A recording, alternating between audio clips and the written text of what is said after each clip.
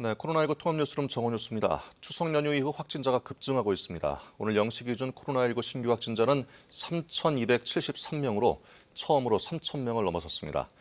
감염 경로를 알 수 없는 확진자 비율도 늘고 있는데요. 재난미디어센터 연결해 보겠습니다. 이호준 기자, 신규 확진자 수가 급증했는데 어제보다 많이 늘었죠? 네, 그렇습니다. 오늘 0시 기준 코로나19 신규 확진자는 모두 3,273명입니다. 2,400명대를 기록했던 어제보다 800명 이상 늘었습니다. 지난해 1월 국내 코로나19 확진자가 나온 이후 가장 많은 확진자가 나왔고 또 처음으로 확진자 3,000명대를 기록했습니다. 위중증 환자도 하루 사이에 30명 늘어서 339명으로 집계가 됐습니다. 사망자는 하루 사이 7명 늘었고 치명률 0.82%입니다. 지역별 현황을 한번 살펴보도록 하겠습니다. 수도권 쏠림 현상 심화됐습니다. 서울이 1,217명, 경기도 1,094명 기록했습니다. 네 자릿수 확진자가 나온 겁니다. 인천도 200명 넘게 확진자가 나왔습니다. 이 수도권 지역에서만 2,500명 정도 확진자가 나왔고 비율로 봤을 때 77%를 넘어섰습니다. 비수도권 지역도 확진자 수가 계속 늘어나고 있습니다. 대구를 보시면 118명 기록했는데요. 대구 서구의 한 목욕탕 그리고 대구의 한 외국인 유흥시설 관련 집단 감염이 영향을 준 것으로 보입니다. 이 밖에도 충남 91명, 대전 79명, 전북 67명 등입니다. 확진자 감염 경로를 이번에 한번 살펴보도록 하겠습니다. 최근 2주간 확진자 감염 경로 그래프인데요. 선행 확진자 접촉 비율 48%로 절반 가까이 됩니다. 또 어디서 어떻게 감염됐는지 확인이 어려운 조사 중 비율도 40%에 육박했는데요. 계속해서 늘어나고 있습니다. 이 두 부분을 합하면 86% 정도입니다. 연일 최대 확진자가 나오는 상황에서 생활 속 감염이 줄지 않고 있다는 뜻입니다. 네, 일상 감염이 이렇게 많아지면 그만큼 백신 접종이 중요할 텐데요. 추석 연휴 이후에 백신 접종 상황은 어떻습니까? 네, 추석 연휴 이후 백신 접종 규모는 늘고 있습니다. 오늘 0시 기준 신규 접종 건수 1차 접종은 61만 건, 접종 완료는 41만 건 늘었습니다. 누적 접종을 보면 인구의 73.5%를 1차 접종을 마쳤고요. 접종 완료 비율 44.8%입니다. 18세 이상 미접종자에 대한 사전 접종 예약은 이달 말인 9월 30일 오후 6시까지입니다. 사전 접종 예약 홈페이지에 들어가서 예약을 하시면 되는데요. 예약하신 분들은 다음 달 1일부터 모더나 백신을 접종받을 수 있습니다. 또한 네이버와 카카오 앱을 통해서 자녀 백신을 활용해 백신 접종도 가능합니다. 지금까지 재난미디어센터에서 전해드렸습니다.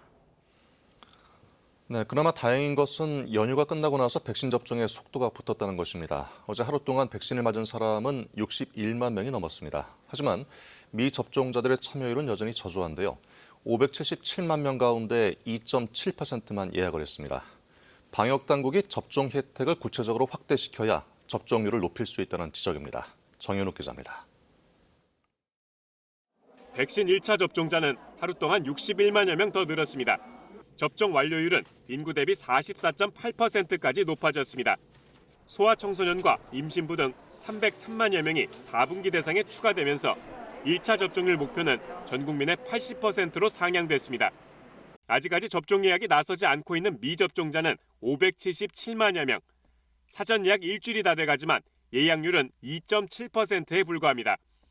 70대는 1.6%, 80대 0.5%에 그쳤으며 20, 30대도 2%대에 머물러 있습니다. 가기가 불편한 것도 있고 백신이 약간 위험하다고 그런 얘기도 있고. 단계적 일상 회복을 위해선 백신 접종을 망설이고 있는 미접종자들의 참여를 최대한 이끌어내야 하는데 접종 완료자 혜택을 구체적이고 다양하게 확대할 필요가 있다는 지적입니다. 접종 안 받는 분들이 왜 안 받는지 이유를 조사하면서 맞춤형으로 접종을 기피하는 그 이유에 대한 맞춤형 해법을 놔야죠. 12살에서 17살 사이 소아청소년 접종 계획은 다음 주 월요일 나올 예정인데 교육부는 접종 여부에 불이익이 없도록 해달라고 당부했습니다. 본인 의사에 따라서 시행되는 것이므로 학교에서 접종을 강요하는 분위기가 형성되지 않도록. 한편 미국 CDC 질병통제예방센터가 고령자와 요양시설 거주자 등 감염 취약층에게 추가 접종을 승인하기로 한 것과 관련해 국내에서도 고위험군을 대상으로 한 추가 접종이 4분기 계획 발표에 포함될 예정입니다. KBS 뉴스 정은욱입니다. 네, 이번엔 의학 전문 기자와 함께 코로나 상황 자세히 살펴보겠습니다. 이충원 기자, 추석 연휴 이후에 신규 확진자가 급증세인데 당분간 이런 추세가 이어지겠죠? 일단 델타 변이의 잠복기가 5일인 점을 감안하게 되면 네. 다음 주부터 이제 본격적으로 추석 연휴 여파가 나타날 것 같습니다. 오늘 벌써 3,200명을 넘었는데 다음 주에도 3,000명을 넘어설 것 같고요. 이미 지역사회 광범위하게 잠재적 확진자가 있기 때문에 네. 그 확진자 규모도 더 크게 줄어들 것 같지는 않습니다. 네. 더 우려스러운 것은 감염 경로를 제대로 알 수 없는 확진자가 계속 늘고 있다는 것인데요. 그렇습니다. 전체적으로 40%, 그러니까 10명 중 4명은 어디서 감염이 됐는지, 네. 언제 감염이 됐는지 알 수 없고요. 서울은 절반가량이 감염원을 알 수가 없습니다. 역학조사가 이제 한계에 부딪히는 상황이고요. 네. 그렇다면 K방역의 특징인 접촉자를 빨리 찾아내서 격리시키는 것도 쉽지 않은 상황입니다. 그렇죠. 결국 델타 변이는 전파력이 매우 높기 때문에 백신으로 다스려야 되는데 지금 개념을 좀 바꿔야 될 것 같습니다. 그러니까 델타 변이가 전파력이 굉장히 높기 때문에 걸리지 않으면 좋겠지만 백신을 하루빨리 맞고 혹시 걸리더라도 좀 가볍게 넘어가자. 이렇게 생각을 좀 바꿔야 될 것 같습니다. 네, 역시 대안은 백신 접종률인데 그나마 다행인 것은 이렇게 급증세를 보이고 있지만 위중증 환자는 늘지 않고 있고 또 치명률도 많이 떨어지고 있네요.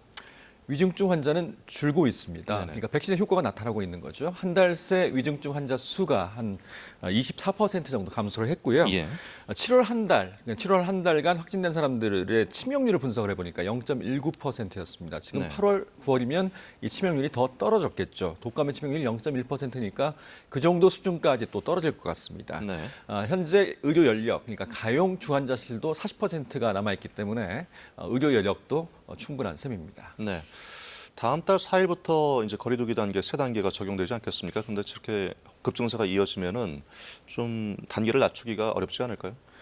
일단 델타 변이의 특징은 전파력이 매우 높고요. 네. 또 무증상이 꽤 많다는 겁니다. 그러니까 조용한 전파가 나타날 수밖에 없고 그렇다면 이 현재 사회적 거리두기 체계가 과연 계속적으로 앞으로도 효과가 있을 것인가는 한번 좀 들여다봐야 될 것 같습니다. 네.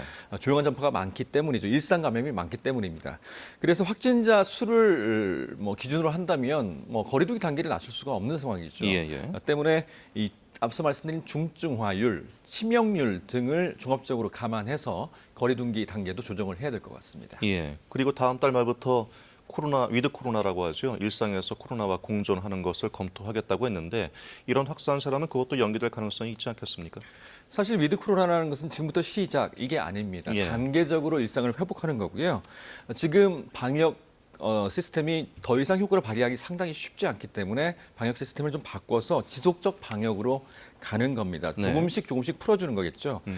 접종률이 80% 넘어가도 싱가포르 같은 경우는 어제 확진자가 1,650명, 예. 그 인구가 590만이니까 우리나라로 치면 14,000명 이상 나온 겁니다. 그렇죠. 예. 우리도 80% 넘어서도 이렇게 확진자가 크게 줄지 않을 가능성이 있기 때문에 네. 위중증 환자 이런 것들을 그 기준으로 해서 네.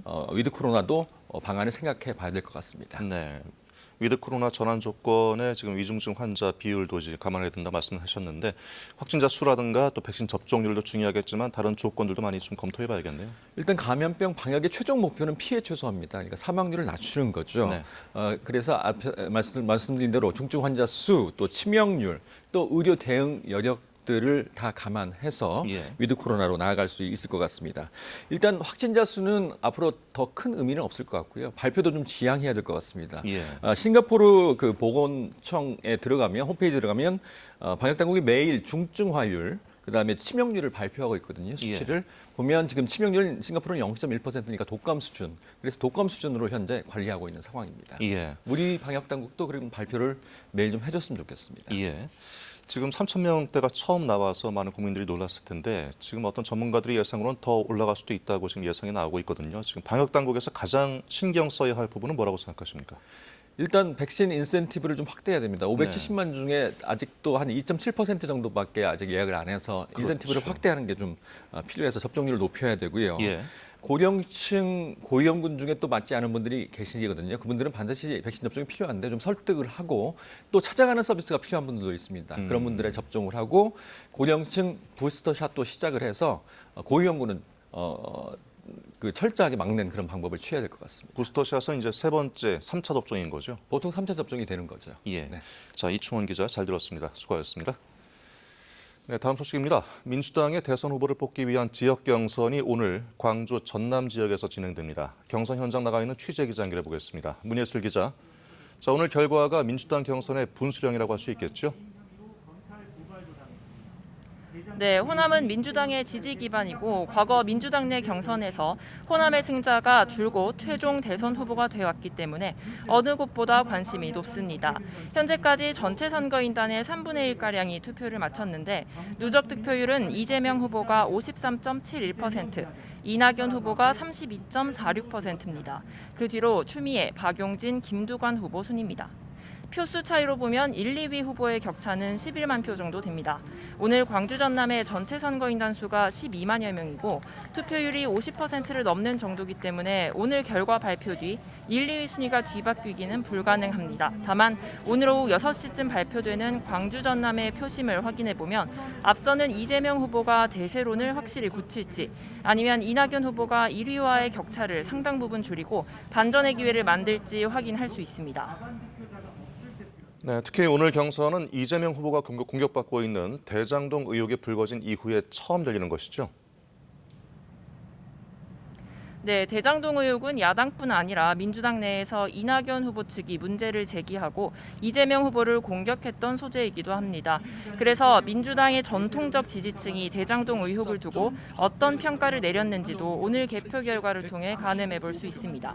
내일 전북 지역까지 포함한 호남 지역의 개표 결과는 선거인단 수가 가장 많은 수도권의 경선과 다음 주 일반 국민 49만 명이 참여하는 투표에도 영향을 미칠 것으로 보입니다. 지금까지 광주 경선 현장에서 KBS 뉴스 문예슬입니다. 네, 미국 질병통제예방센터가 화이자 백신의 추가 접종을 승인하면서 접종 대상자에 교사와 의료계 종사자 등을 포함시켰습니다.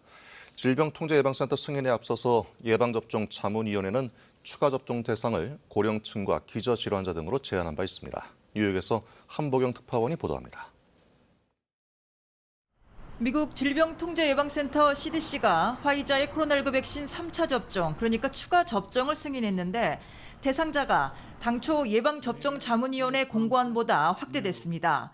CDC 승인에 앞서 자문위가 공고한 추가 접종 대상자는 65세 이상 고령자와 요양시설 거주자, 그리고 기저질환자 등인데 CDC는 여기에다 자문위가 최종 반대한 의료계 종사자, 교사, 식료품점 직원 등 코로나19에 노출될 위험이 높은 18세 이상에 대해서도 추가 접종이 가능하도록 했습니다.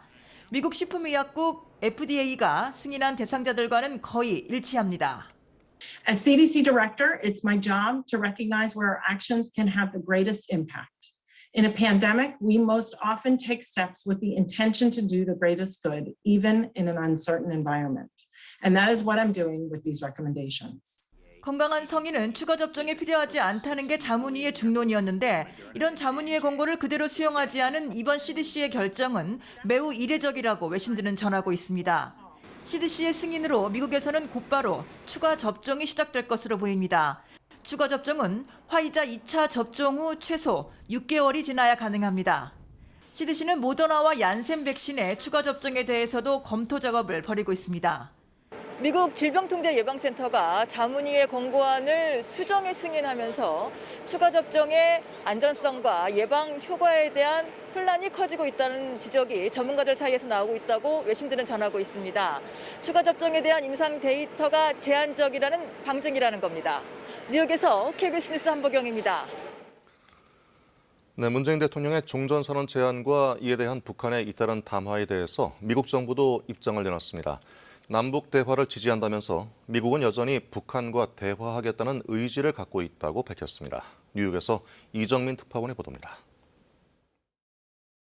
문재인 대통령이 제안한 종전선언과 이에 대한 김여정 북한 노동당 부부장의 담화에 대한 입장을 묻는 질문에 미국 국무부는 북한과의 대화, 외교를 여전히 모색하고 있다고 밝혔습니다. 한반도 평화를 달성할 최선의 방법은 북한과의 대화와 외교라며 정교하게 조정된 실용적 접근을 통해 대북 관여를 추진해 나가겠다는 미국의 기조를 다시 한번 설명했습니다. 북한이 대북 적대시 정책을 문제 삼은 것을 의식한 듯 미국은 북한에 대해 적대적 의도가 없다면서 언제든 조건 없이 만나고 싶다는 기존 제안도 반복해 밝혔습니다. We have no hostile intent towards the DPRK. and we are prepared to meet with the DPRK without preconditions. We hope the DPRK will respond positively to our outreach. 남북 간의 대화 협력에 대해서도 지지한다면서 미국은 한국은 물론 일본 등 다른 동맹국, 우방국과도 북한 문제를 긴밀히 협의하고 있다고 밝혔습니다. 앞서 문 대통령의 종전선언에 대해 미국 국방부는 열려 있다는 입장을, 국무부 부차관보는 한미동맹을 위험하게 할 수 있다는 잘못된 인상을 주면 안 된다며 신중한 입장을 각각 보인 바 있습니다. 북한이 대화에 나선다면 어떤 논의도 할 수 있겠지만 그 전에 미국이 먼저 나서서 북한 요구를 들어주는 일은 없을 거라는 점을 강조한 걸로 풀이됩니다. 이런 가운데 현지 시간 27일에는 유엔 총회에서 김성주 유엔 북한 대사가 연설할 예정이어서 한국과 미국을 향해 어떤 메시지를 내놓을지 주목됩니다. 뉴욕에서 KBS 뉴스 이정민입니다. 네, 5주 연속 하락했던 전국 주유소 휘발유 가격이 소폭 상승했습니다.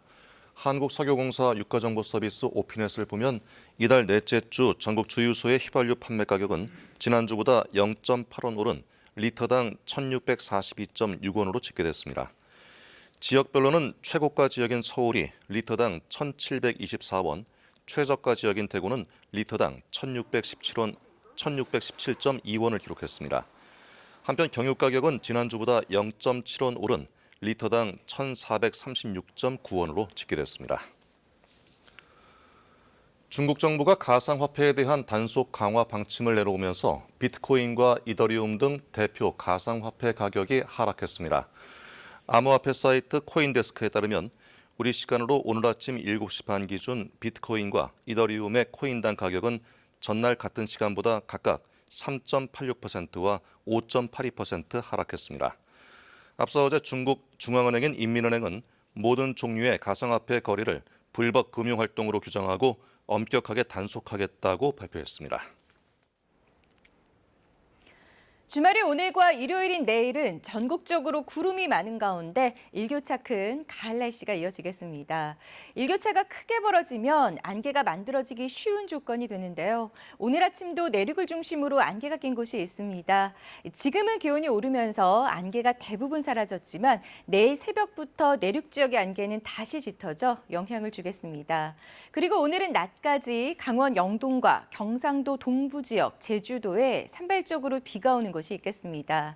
지금은 동풍이 불어들면서 동해안 지방을 중심으로 비구름이 만들어져 있습니다. 오늘은 낮까지 강원 영동과 경북 동해안에 5에서 20mm의 비가 오는 곳이 있겠고요. 충북과 그 밖의 경북 지역, 제주도에도 빗방울이 떨어지겠습니다. 낮 최고 기온은 서울과 청주, 대전, 부산과 창원이 25도, 전주와 광주가 26도로 어제보다 1도에서 4도 정도 낮겠습니다. 내륙을 중심으로 일교차가 10도 이상 벌어지는 곳이 있어 건강관리에 주의하셔야겠습니다. 현재 동해 먼바다에 이어서 남해 동부 먼바다에도 풍랑주의보가 발표됐습니다. 내일까지 동해안과 제주도 해안가에는 너울이 강하게 밀려들 수 있다는 점 염두에 두셔야겠습니다. 10월이 시작되는 다음 주에는 수요일에 전국 대부분 지역에 비가 내릴 것으로 예상됩니다. 당분간 아침 저녁에는 서늘하지만 낮에는 늦더위가 남아있어 일교차가 크게 벌어지겠습니다. 날씨 전해드렸습니다. 네, 코로나19 통합 뉴스를 마치겠습니다. 고맙습니다.